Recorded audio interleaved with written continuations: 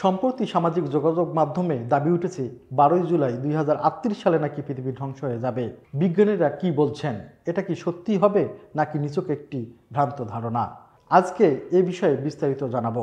পৃথিবী ধ্বংসের এই ভবিষ্যৎবাণী সূত্রে পাওয়া গেছে একটি অদ্ভুত প্রযুক্তিগত সমস্যায়, যেটাকে বলা হচ্ছে দ্য ইয়ার 2038 প্রবলেম বা Y2K38 বাগ।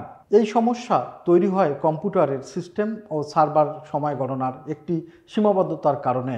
অনেক পুরনো সফটওয়্যার ও মেশিনে সময় গণনা শুরু হয়েছিল 1 জানুয়ারি 1970 সাল থেকে এবং তা সেকেন্ড হিসাব করা হয়, কিন্তু 32 বিট সিস্টেম এই সময়ে হিসাবের সর্বোচ্চ সীমা শেষ হবে 12 জুলাই 2038 সাল বাংলাদেশ সময় রাত প্রায় 5টা 14 মিনিটে।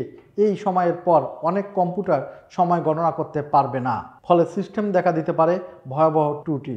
বিশেষজ্ঞদের আশঙ্কা, যদি আগেই সমাধান না নেওয়া হয় তাহলে ব্যাংকিং, বিমান চলাচল, বিদ্যুৎ সরবরাহ সহ প্রযুক্তি নির্ভর সিস্টেমগুলো মুহূর্তেই বিকল হয়ে যেতে পারে। তবে বিজ্ঞানীরা স্পষ্ট করে জানাচ্ছেন, পৃথিবী ধ্বংস হবে না, তবে বড় ধরনের প্রযুক্তিগত বিপর্যয় ঘটতে পারে।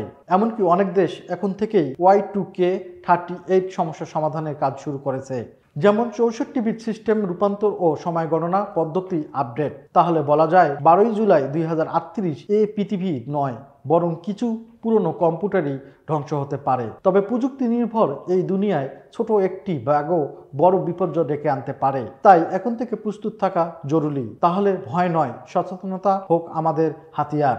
প্রযুক্তির দুনিয়ায় 2038 সালের এই তারিখটিও এক ঐতিহাসিক দিন হয়ে উঠতে পারে, যদি আমরা আগেভাগেই প্রস্তুতি নিতে পারি।